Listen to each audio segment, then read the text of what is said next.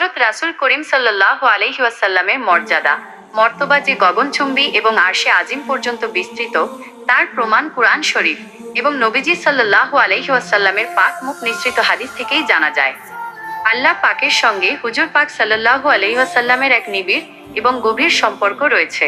তার কিছু প্রমাণ কুরআন শরীফ থেকে এখানে বর্ণনা করা হলো। যারা আল্লাহ তার রসূলদেরকে অস্বীকার করে আর আল্লাহ রসূলদের মাঝে পার্থক্য সৃষ্টি করতে চায় আর বলে, রসূলদের কতককে আমরা মানি আর কতককে মানি না, আর তারা তার কুফর ও ঈমানের মাঝ দিয়ে একটা রাস্তা বের করতে চায়। সূরা নিসা আয়াত 150। আর যারা আল্লাহ ও তার রাসূলগণের প্রতি ঈমান এনেছে এবং তাদের কারো মধ্যে পার্থক্য করেনি, তাদেরকে অচিরেই তিনি তাদের প্রতিদান দিবেন এবং আল্লাহ ক্ষমাশীল, পরম দয়ালু। সূরা নিসা আয়াত 152।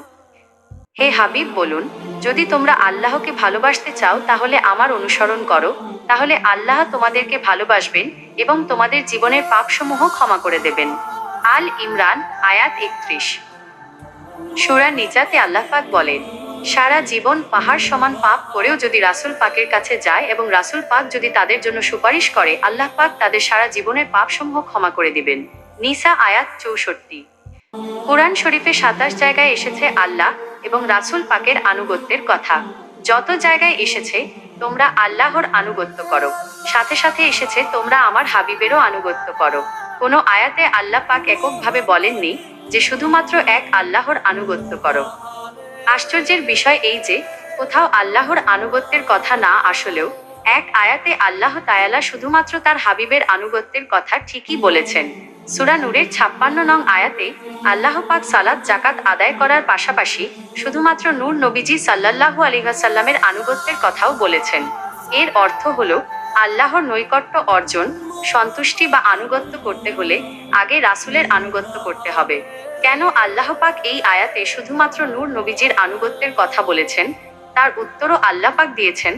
সূরা নূরেরও বহু পূর্বে নাজিলকৃত সূরা নিসার 80 নং আয়াতে আল্লাহ পাক বলে দিয়েছেন, মায়ুতিউর রাসূলা ফাকাদ আতা আল্লাহ, অর্থাৎ যে রাসূলের আনুগত্য করলো সে আল্লাহরই আনুগত্য করলো। ওয়ারাফানা লাকা যিকরাক, অর্থাৎ হে নবী, আমি আপনার জিকিরকে সবার ঊর্ধ্বে স্থান দিয়েছি। সূরা ইনশিরাহ আয়াত 4। ওয়া ইন্নাকা লা আলা খুলুকিন আযীম, নিশ্চয়ই আপনি মহান চরিত্রের অধিকারী। সূরা কলম আয়াত 4। ইন্নাল্লাযীনা ইউবাইয়ুনাকা ইন্নামা ইউবাউনাল্লাহু ইয়াদুল্লাহি ফাওকা আইদিহিম, সূরা ফাতা আয়াত 10। অর্থাৎ নিশ্চয় যারা আপনার হাতে হাত দিয়ে বায়াত প্রাপ্ত হয়েছেন তারা নিশ্চয়ই আল্লাহর হাতে হাত দিয়ে বায়াত গ্রহণ করেছেন, কেননা আল্লাহর হাত রাসূলের হাতের উপর আছে। বদরের যুদ্ধে কুরাইশদের সংখ্যাধিক্য এবং মুসলমানদের সংখ্যাল্পতা দেখে আল্লাহ পাক রাসূল পাককে এক মুঠো বালি কাঁকর শত্রুর প্রতি নিক্ষেপ করতে বলেন। নিক্ষেপের ফলে কুরাইশরা ছত্রভঙ্গ হয় এবং পরাজয় বরণ করে।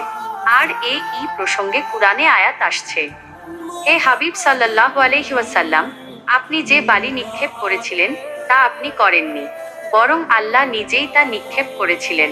সূরা আল আনফাল আয়াত নং 17। হে রাসূল সাল্লাল্লাহু আলাইহি ওয়াসাল্লাম, আপনি বলুন, তোমরা যদি আল্লাহকে ভালোবাসতে চাও তাহলে আমাকে ভালোবাসো, তাহলেই আল্লাহ তোমাদের গুনাহসমূহ ক্ষমা করে দিবেন। সূরা আল ইমরান আয়াত 31, নিসা আয়াত 64। নূর নবীজি বলেছেন, মান রা আনি ফাক্কাদ রায়াল হক, অর্থাৎ যে আমাকে দেখলো সে নিশ্চয়ই আল্লাহকেই দেখলো। আল্লামা ইসমাইল হাক্কি, রুহুল বায়ান 5-314। যেখানে আল্লাহর নাম আসে সেখানে তাঁরও নবীর নাম আসে, যেমন আজান, নামাজ, ইকামত, খুতবা, ইবাদত এবং আরও অন্যান্য বহু জায়গায়।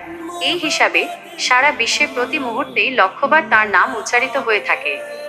পূর্ববর্তী গ্রন্থসমূহে নবী সাল্লাল্লাহু আলাইহি ওয়াসাল্লামের নাম এবং গুণ বিস্তারিতভাবে বর্ণনা হয়েছে। ফেরেশতাদের মাঝেও তার সুনাম উল্লেখ করা হয়। নবী সাল্লাল্লাহু আলাইহি ওয়াসাল্লামের আনুগত্যকেও মহান আল্লাহ নিজের আনুগত্যরূপে শামিল করেছেন এবং নিজের আদেশ পালন করার সাথে সাথে তার আদেশও পালন করতে মানব সম্প্রদায়কে নির্দেশ দিয়েছেন।